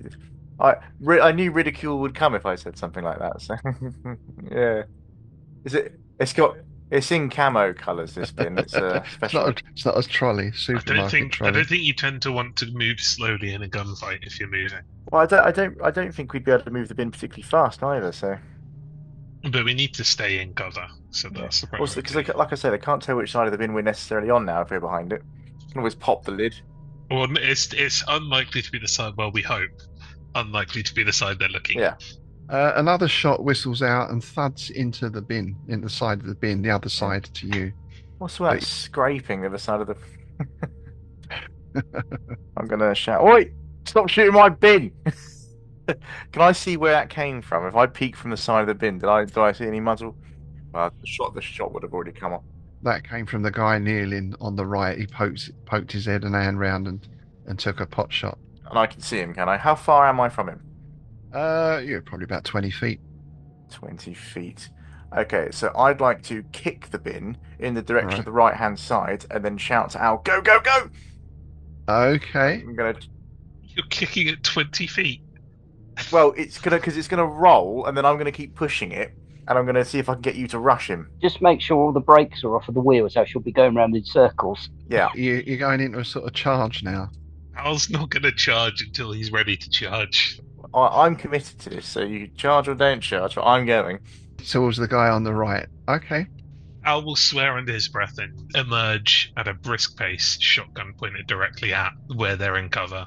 As soon as he sees movement, he's firing. We're gonna have to move quick because if he's alerted him, I'm sort of using the bin as a battering ram, if you know what I mean. Okay. Full ramming speed. The Viking bin. There's some drums going off. All right. So a couple of things happen at once. Al, can you make a quickness roll, please, or a speed roll? Yeah, speed. And can Arys make a speed roll as well? My speed is 20. 20, and you rolled a 46. Okay. And Al, you're on a 35 and you rolled a 48. I failed. All right. So you push the bin and charge forward. That unfortunately leaves you exposed to the guy on the left who takes a shot. No. And you take a hit, Arys. We'll get to that in a minute. Al, Have I not made it round behind him yet then? not yet. No, you're going through sort of several rooms and kicking doors open and all that kind of stuff. Al, you can get a shot off. You're probably not going to hit anything, but, you know, it still might have some effect. You're not quick enough. The guy darts back when he sees you come in, sort of thing. But if you want to make a combat roll, you can get a shot off. Oh, no. 92 for 55. Oh, 92. Okay, that goes way wide, but it isn't a critical. He didn't roll a double, so that's okay. Right, Arys. Oh, you get hit for 6 points of damage. Left arm. Oh, not the testicles. Your testicles are in your left arm. 6 points. Yeah. 6 points of damage. I had 2 wounds. So you want to look at hit points. Oh, you're right. I'm in the wrong place. 17 down to 11. Okay, so that's a kind of graze on your upper arm. That stings. Okay, just a graze though. Which arm? Left arm. Upper left. Left arm. Excellent. Yep. My shooting arm's my right arm. Good, good.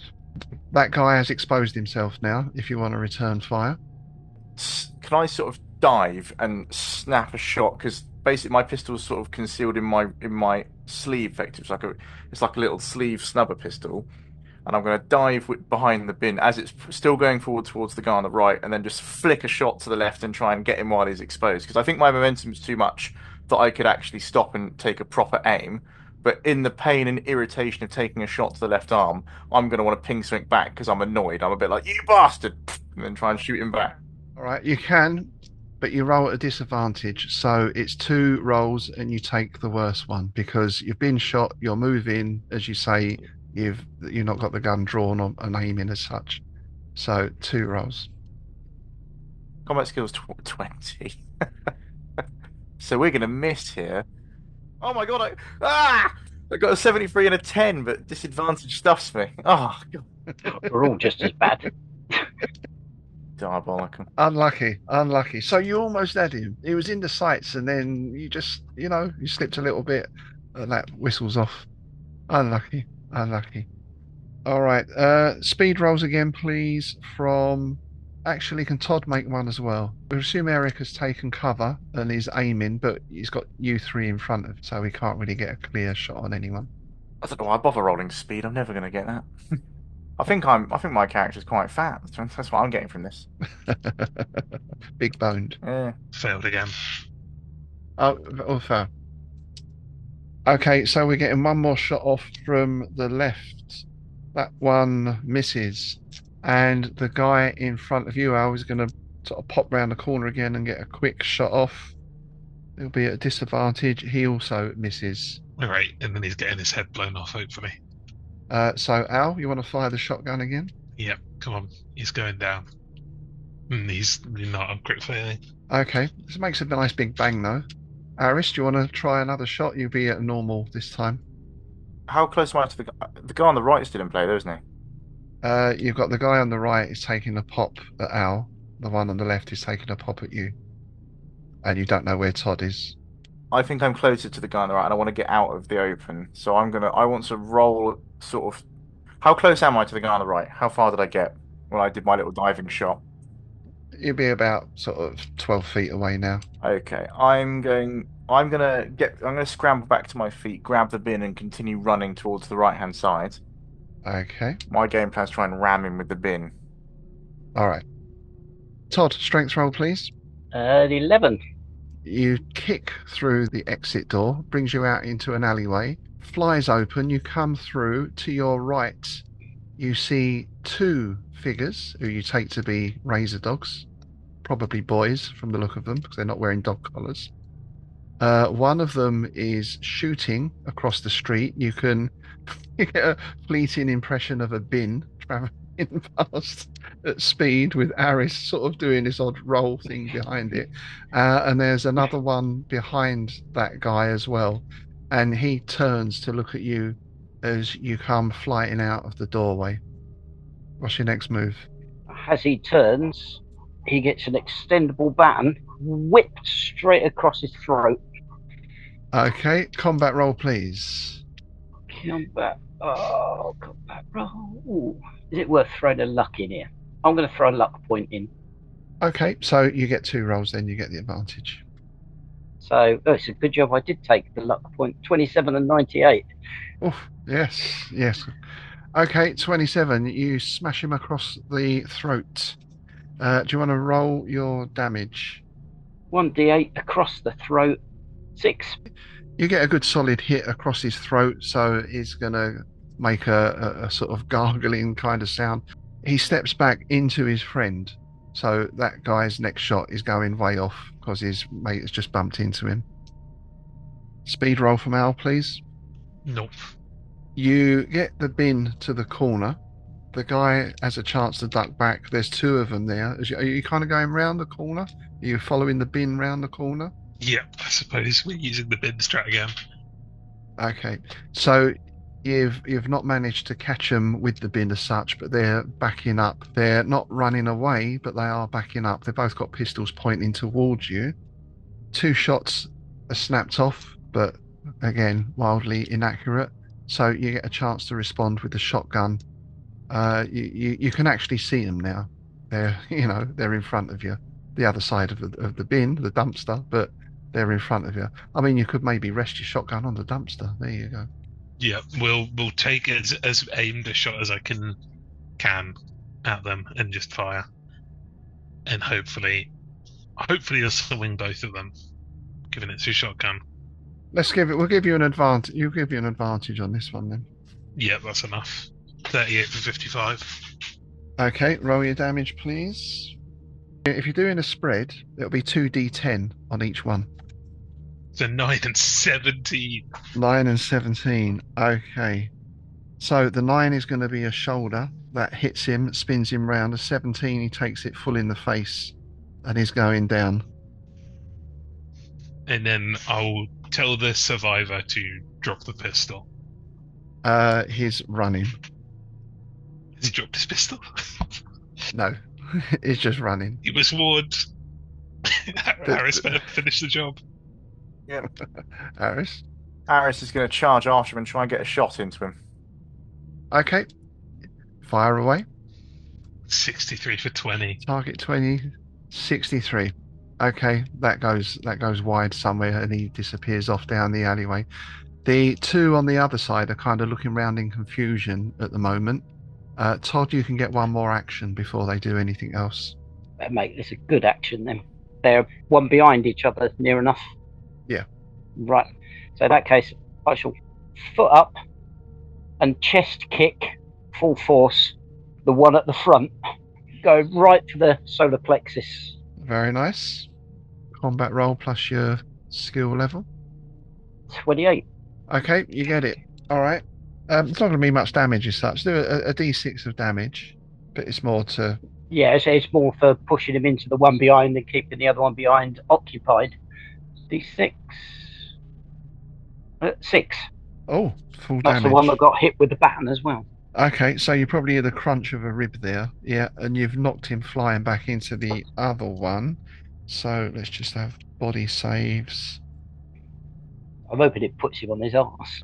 Yeah, that one's on his arse. The other one has kind of stumbled, but he's still on his feet. He's got the pistol in his hand, but it's pointing down to the ground at the moment. So you've got one on the floor, one standing, stumbling against the wall, and on the other side we've got one lying on the floor, hands clutching his bloody face, and his friend has run off. Honor amongst thieves. I know my next move. Are we still in combat mode on our side, I suppose? Yeah, so what do you want to do? You don't need to run. The one on the floor is, what do you want to do to him, basically? I want to grab him by the scruff of his neck and say, "Who sent you?" Actually, how much of his face is left? Can he talk? Oh, Yeah, I did think about that. Yeah, it's a mess. It's a mess. Are you used to blood and gore and battle and that kind of thing? I am. I Yeah. shot him in the face with a shotgun, Arys. Well, he's got one eye hanging out. He's a real mess. He's not really saying Yeah, anything. fair He's just enough. screaming in fear and pain. Arys, I know who sent him. I sent him to hell. Look for any kind of identification on him. Who does he look? What does he look like? Where's his reputation? Where's his representation? Has he got anything on him I can steal? Probably have a sort of cred stick on him and some other bits and pieces. He looks like this, generally speaking, but he hasn't got the dog collar on, and he's got normal teeth. You can see his teeth quite clearly because one of his cheeks is laid open. You have a right to an attorney. And it's clear he's a Razordogz. There's no. It would no, seem to be very, very likely. I'm gonna turn to Al and say, it's only a bloody lowly Razordogz. Nothing big here. And then Was he screaming? He's not in a good way. Yeah, put him down. fair enough. He's making too much noise. I'm gonna leave Where's that. the other one? Did you get him? I did not get him. I've skied it. For fuck's sake. Todd, you've got one on the floor who's pretty helpless, broken rib. You've hit him across the throat. His mate is running for it. What are you going to do? One on the floor. I'm going to put my left foot on his throat and do that Bruce Lee twist and look as you finish him off. and then with my extendable baton, I'm throwing it towards the other one to wrap it between his legs to trip him up. Okay, all right. Well, the guy on the floor you can finish. That's no problem. Finish him. Make your combat roll to see if you can hit the other one with your baton. But yeah, so 95 would have been the first one. So no, the stick would have bounced. Okie doke. So he's off, basically. And the one on the floor makes it sound like you're crushing a plastic egg carton, and he expires with a gasp. It's Todd's favourite sound, the crushing windpipe. I love the sound of crushing pipes. I'll stroll and pick my baton up and collapse it back and put it away. Okay, so you're left with two corpses and a dumpster bin with a bullet hole in it. You do notice no one comes out to investigate. It's just another day in Copper Lane. Just another day in Copper Lane. Yep. Has the one I crushed got a pistol? Yes. Yeah, they've got like cheap 2.2 pistols, basically. Probably like 3D print jobs, Saturday night specials. I'll pick it up anyway. I might toss it towards Arys if it's bigger than what he's already got. Mm-hmm. Mine's quite a nice hidden pistol. It's probably better than the 3D print. It's just, the problem is I'm just not very good at shooting. Get some But training there's a in. sense of urgency around me now because I know I've let one get away and I don't know what's happened on the other side. So I'm going to shout across to Todd and say, "We're going to have company." Yeah, let's pick up the pace a bit and keep moving. Well, the quicker we clear out of here, the harder it is for them to track us. Yeah, we need to make a move fast. Do you want to put that dumpster back, Arys? It's on the wrong side of the street now. They won't collect that. I thought Al would have picked up on that, actually, given his previous... I'm gonna just tut at him and carry on. Pocket the stolen cred stick. All right. Okay, so you move quickly. Are you keeping a sort of watch ahead? You're going to send anyone ahead or anything like that? Or are you just going to go for speed? We need to make a sharpish retreat from here, but then we need to begin looking normal again. and keep an eye out, especially now that we know they're going to ambush. Of course. Yeah. Probably just tried for random mugging, didn't they? Yeah. As I say, you've not really any people you've seen not taking any notice of you, and their people would be working inside one of these compounds or whatever it is. There's no one on the street. There's no traffic. There's nothing else going on. So you don't have to be particularly stealthy or anything like that, you would say. Hopefully we haven't kicked the hornet's nest. I don't think they're bothered. They just run off scared, haven't they? I mean, that's not something you show off to your mates about, is it? Losing an ambush to a guy to a bin and a guy with a stick. Count bin faces return. Yes, quite so. All right. So you arrive about 20 minutes later at the factory. As we know, it's surrounded by a wire fence. There are some cameras in operation, certainly at the front. You know where they are. There are a couple of security guards on the front gate. Other than that, you can't really see much going on inside. Obviously, you're not going to go up to the fence and peer through, but it is pretty much as you would expect.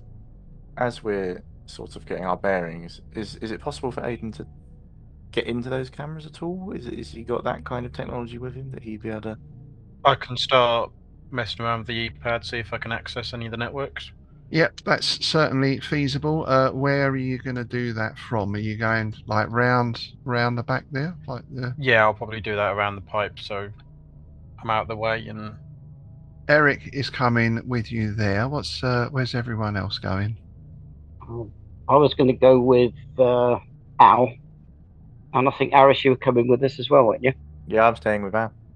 So I'll follow. If you go with Al and watch Al's back directly, I'll take up an Overwatch and watch you both. Because I've been so good at watching yours back so far, so we'll continue that trend. Yeah.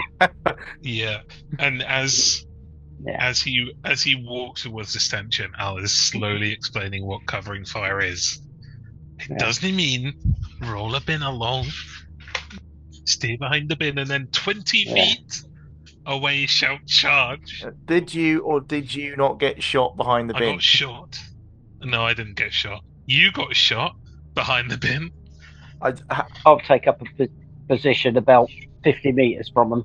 Yeah, it does occur to me I probably should do something to stem the bleeding in that gun, or is it literally the type of graze that's? It's not heavily bleeding. The bullet skimmed you, kind of thing. But you want to put a dressing on it, then yeah. Which one of us took the armor? Was it you? If you're going to suggest I wear it, you're a bit late. I've already been shot. No, you're not wearing it. You're not important enough. I'm only in budgie smugglers then. Yeah, they should have. I'm not keeping track of what you're wearing, so it's up to you to say. Yeah. So you put the armor on. If you haven't got it on the sheet already. If it was around, I'd have probably put it on because I'm usually running towards gunfire. Yeah, I wanted to be on and it'd be under clothing. So it's a light sort of stuff, isn't it? Yes, it's plastic stuff that goes under your jacket, kind of thing. Yeah. All right. Let's lay these charges in. Let's have we'll have an advantage roll from Ayden, please, for his hacking. So you get 2 rolls and take the best one if you've got a little bit of time to set up, and it should be pretty straightforward for you. But of course, there is an element of pressure. Oh, Arys, by the way, can you take another stress point for being shot as well? Yep. The game decided it did not like me. I failed on both. Okay, so there's a bit of an issue there. Luckily, you've got Eric next to you, who can also assist. Eric rolls a 17. So, funnily enough, the same thing happened to Eric just the other day. He spent ages trying to hack something and didn't get it, and Todd looked over his shoulder and went, "Why don't you press that button?" So Eric just does that to you. I forgot to turn on the Wi-Fi. You forgot the password. Okay, so you get access to the camera feeds throughout the whole factory. You can cycle through the ones at the front, the ones on the gate, and then some of the internal ones as well. The most interesting things or thing that you see is what you take to be the chem dome. That's that circular object there. So this is a building with a large chemical dome. You imagine this is obviously where they're going to put stuff that they're testing, and it's a totally sealed unit, except it isn't. The dome has a large crack or break in it, and there is gas seeping out. There are a number of people staggering or lying on the floor. Oh. From a quick reveal through the other cameras, you can see that this gas appears to be spreading throughout much of the complex. There is one person who seems unaffected, a figure who is making his way through the facility, shooting people. Oh. And that's where we're going to finish for this evening.